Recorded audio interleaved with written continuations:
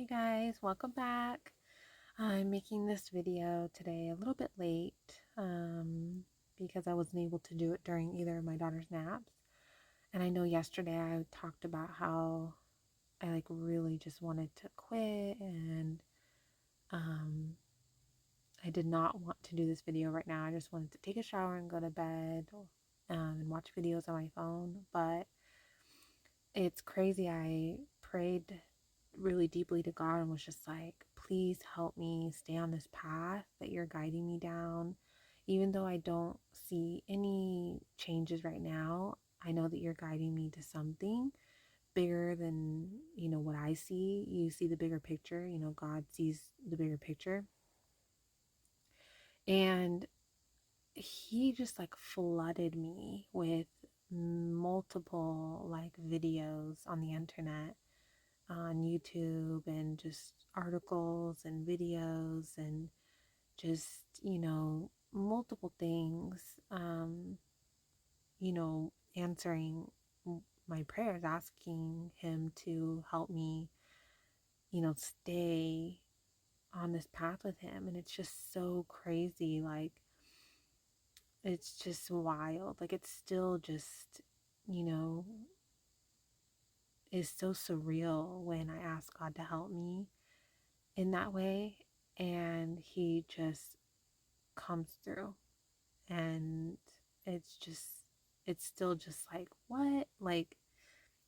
It's just crazy. And I've only had brought God into my life for I don't know how many months it's been now, but um it's still just kind of whoa, when it actually when he comes through and does stuff like that. It's just every single video notification and every single video um that would pop up.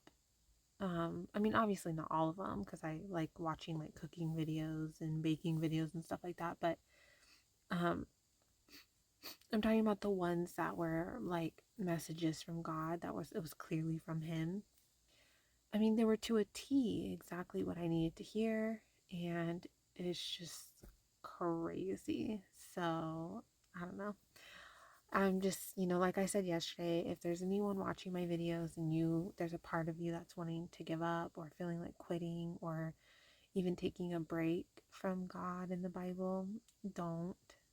I know it's hard, and I know, there might be other things you want to do, or, you want to put it off or take a long break.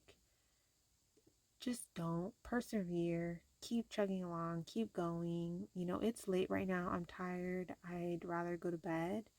But, what's 20 minutes or so to spend a little time with God and read his word, and then maybe a few more minutes after the video to pray? You know what I mean? It makes me feel better, and, this is something God wants you to do. He wants you to get to know his word. He wants you to get to know him. He wants you to pray and, spend time with him. And, you have to just make that a priority. And so, as much as I'd love to take a shower and go to bed, I'm going to sit here and I'm going to watch the video, or, the chapters for today. And then I'm going to pray a little bit, and then I'm going to take a shower and go to bed. So, all right, guys. So let's get into, we're continuing still the story of David. So let's get into it. Now there was a long war between the house of Saul and the house of David. But David grew stronger and stronger, and the house of Saul grew weaker and weaker. Sons were born to David in Hebron. His firstborn was Amnon by Ahinoam, the Jezreelitess. His second, Chileab, by Abigail, the widow of Nabal the Carmelite. The third, Absalom, the son of Maacah, the daughter of Talmai, king of Geshur. The fourth, Adonijah, the son of Haggith. The fifth, Shephatiah, the son of Abital. And the sixth, Ithream, by David's wife Eglah. These were born to David in Hebron. When I was recording these chapters earlier, I just was so shocked that like David had so many wives and so many children by so many women, because you'll see he even has more children by more wives and women. And I just like that just is so shocking to me, like that was like normal back then for men to have multiple wives, or like I just don't like that. And it never specifies, you know, God saying, yes, have multiple wives, right? It doesn't ever say that in the Bible. Um, I mean, I know there were some chapters in one of the earlier books about, I think it was like telling men to take multiple wives. I don't know. I don't remember. But it was like for that specific situation, though, to like help the women because they were being treated poorly and stuff. So I don't know. That rubs me the wrong way. I don't like that. I think it should be one man and one woman. And that's it. I don't, I don't understand having multiple wives. Now it was so, while there was war between the house of Saul and the house of David, that Abner was strengthening his hold on the house of Saul. And Saul had a concubine, whose name was Rizpah, the daughter of Aiah. So Ishbosheth said to Abner, "Why have you gone into my father's concubine?" Then Abner became very angry at the words of Ishbosheth and said, "Am I a dog's head that belongs to Judah? Today I show loyalty to the house of Saul your father, to his brothers, and to his friends, and have not delivered you into the hand of David. And you charge me today with a fault concerning this woman. May God do so to Abner, and more also, if I do not do for David as the Lord has sworn to him, to transfer the kingdom from the house of Saul, and set up the throne of David over Israel and over Judah, from Dan to Beersheba." And he could not answer Abner another word, because he feared him. Then Abner sent messengers on his behalf to David, saying, "Whose is the land?" Saying also, "Make your covenant with me, and indeed my hand shall be with you to bring all Israel to you." And David said, "Good, I will make a covenant with you. But one thing I require of you. You shall not see my face unless you first bring Michal, Saul's daughter, when you come to see my face." So David sent messengers to Ishbosheth, Saul's son, saying, "Give me my wife Michal, whom I betrothed to myself for 100 foreskins of the Philistines." And Ishbosheth sent and took her from her husband, from Paltiel, the son of Laish. Then her husband went along with her to Bahurim, weeping behind her. So Abner said to him, "Go, return." And he returned. Now Abner had communicated with the elders of Israel, saying, "In time past, you were seeking for David to be king over you. Now then, do it. For the Lord has spoken of David, saying, 'By the hand of my servant David, I will save my people Israel from the hand of the Philistines and the hand of all their enemies.'" And Abner also spoke in the hearing of Benjamin. Then Abner also went to speak in the hearing of David in Hebron, all that seemed good to Israel and the whole house of Benjamin. So Abner and 20 men with him came to David at Hebron, and David made a feast for Abner and the men who were with him. Then Abner said to David, "I will arise and go, and gather all Israel to my lord the king, that they may make a covenant with you, and that you may reign over all that your heart desires." So David sent Abner away, and he went in peace.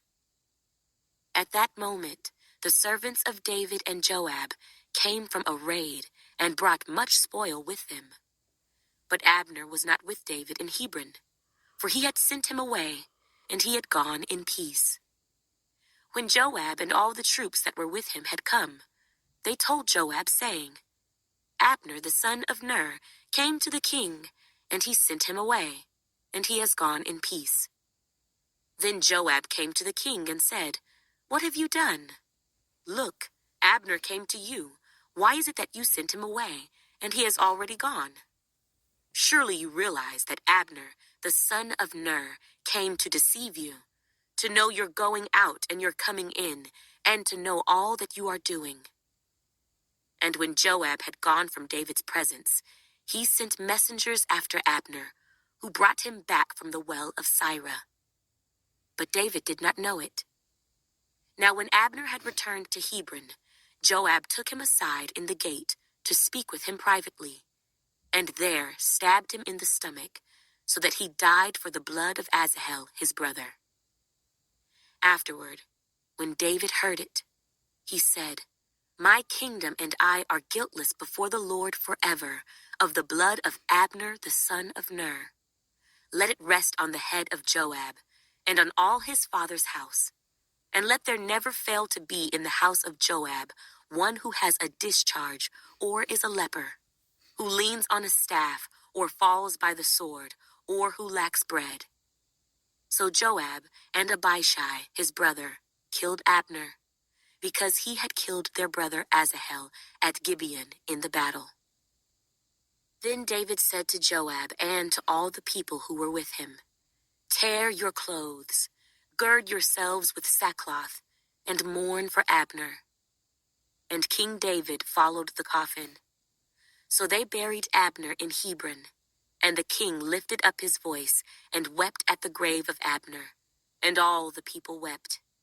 And the king sang a lament over Abner and said, Should Abner die as a fool dies? Your hands were not bound, nor your feet put into fetters. As a man falls before wicked men, so you fell. Then all the people wept over him again.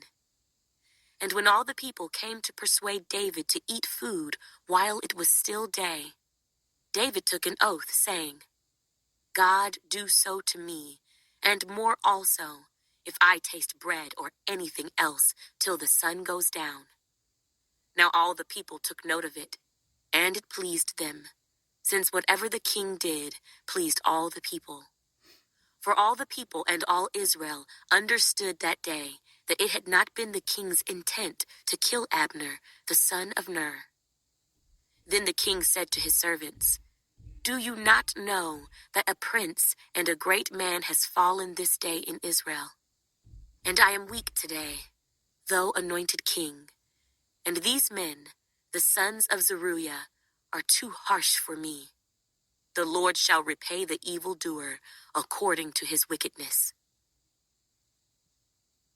When Saul's son heard that Abner had died in Hebron, he lost heart, and all Israel was troubled.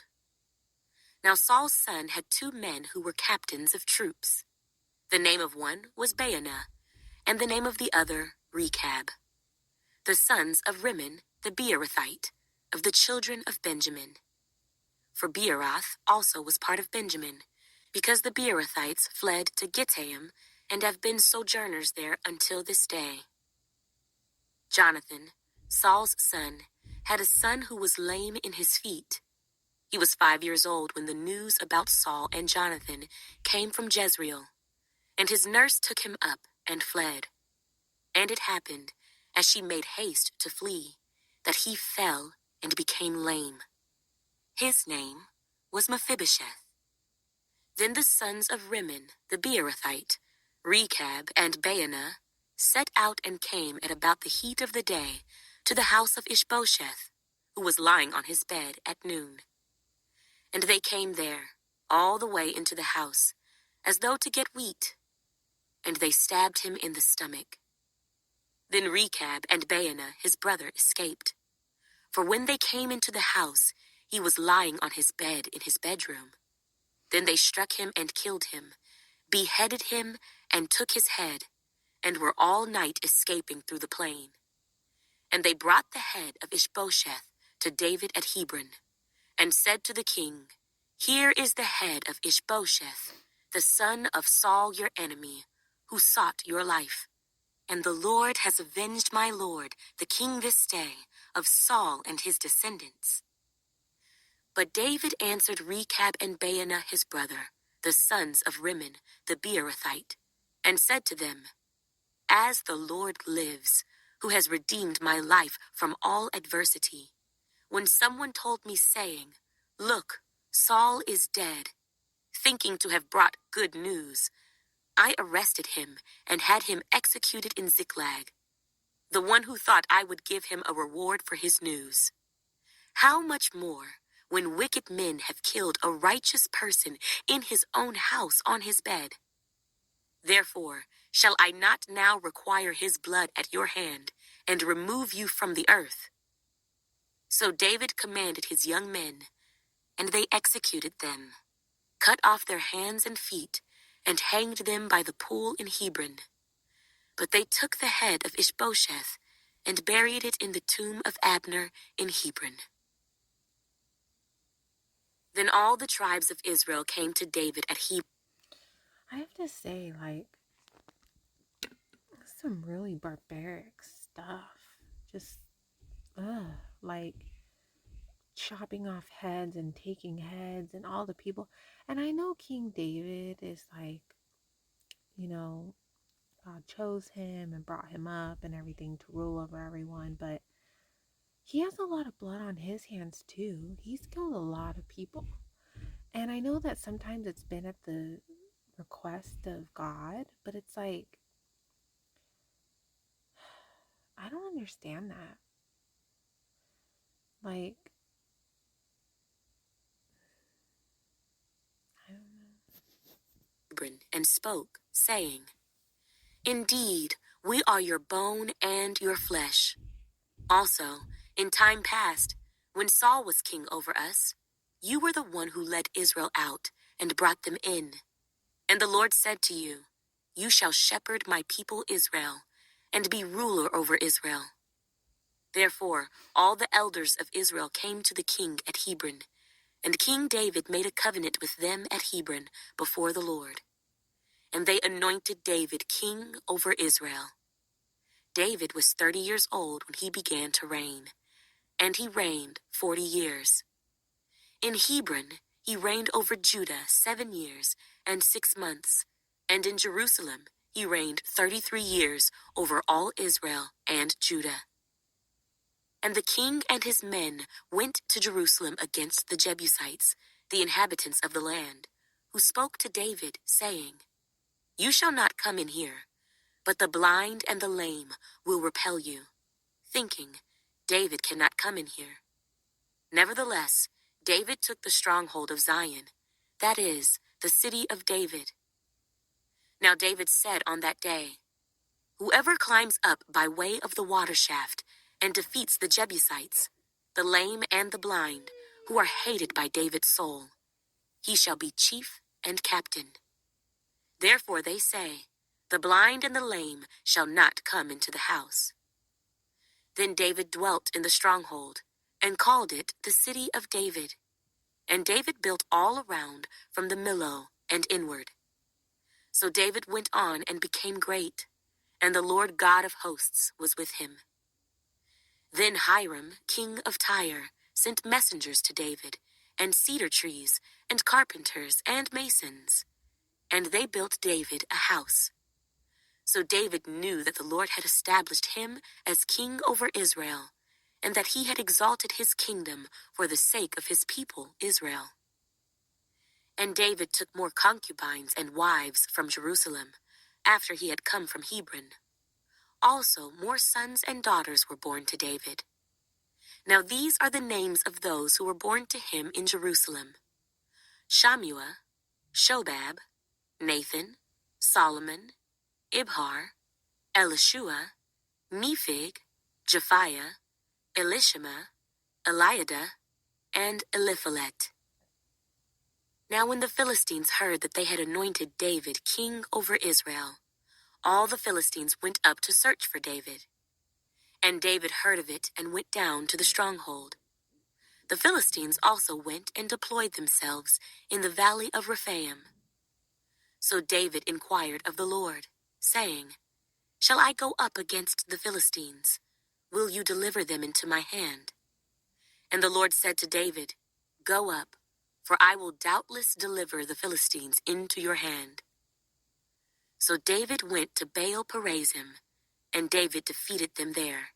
And he said, "The Lord has broken through my enemies before me, like a breakthrough of water." Therefore he called the name of that place Baal Perazim, and they left their images there, and David and his men carried them away. Then the Philistines went up once again, and deployed themselves in the valley of Rephaim. Therefore David inquired of the Lord, and he said, "You shall not go up. Circle around behind them, and come upon them in front of the mulberry trees. And it shall be, when you hear the sound of marching in the tops of the mulberry trees, then you shall advance quickly. For then the Lord will go out before you to strike the camp of the Philistines."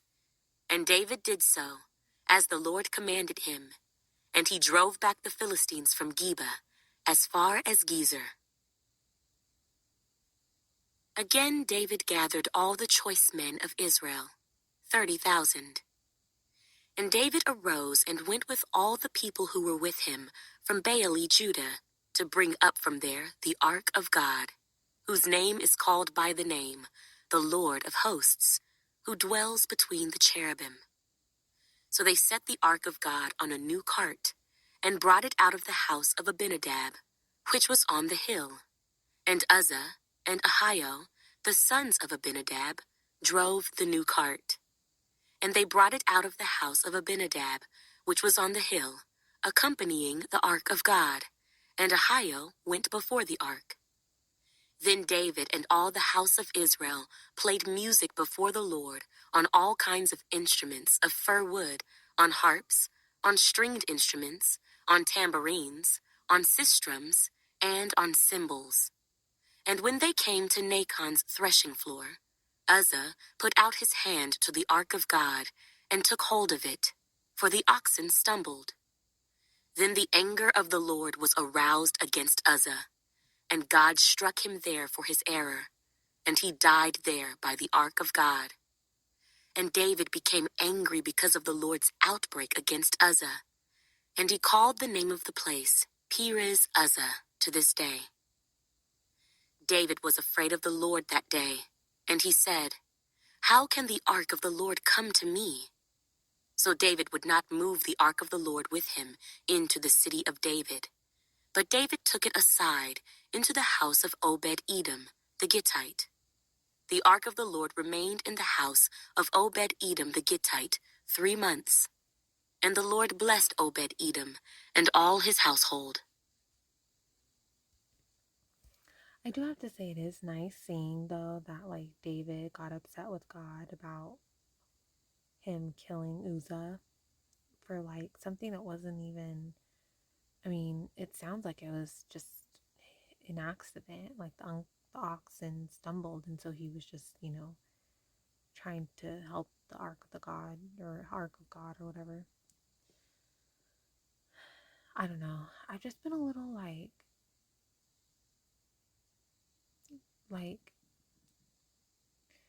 I see so many people that are so much further along in their faith and journey with God, and they seem so like, I love God and God's so great and all this stuff, and it's like when they read the Bible, like even at church, it's like they only talk about like all the good positive stuff. It's like I- am are my eyes just not opened as much as theirs are or something? Because I just feel like I see all of this just murder and death and blood and just barbaric stuff, and I feel I mean, like, am I like, are my eyes not opened as much, or am I just not far enough along in my faith? Am I missing something? Like, I feel like all I see is just like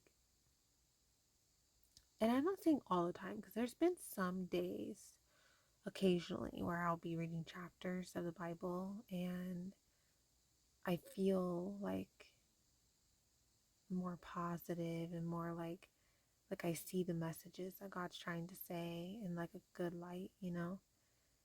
And but it's like lately I feel like all I see is like just like darkness and murder and just barbaric stuff and just and like why does David have so many wives and so many children by so many women? Like what's that about? Like I just like he was supposed to be an anointed one. He was supposed to be chosen by God, like to be king over all of Israel and all this stuff and like God's okay with him having that many wives. Like I don't know. I feel like I'm not like I'm just confused. I don't know what's going on. I hate this. Ugh. I don't know. Well, I'm gonna go because my cat is making all kinds of noise and he's driving me nuts right now. And um I'm just going to pray and just ask God to help open my eyes more to the Bible because I'm really having trouble. And I don't know. I don't know what's wrong. So, good night, guys. See you tomorrow.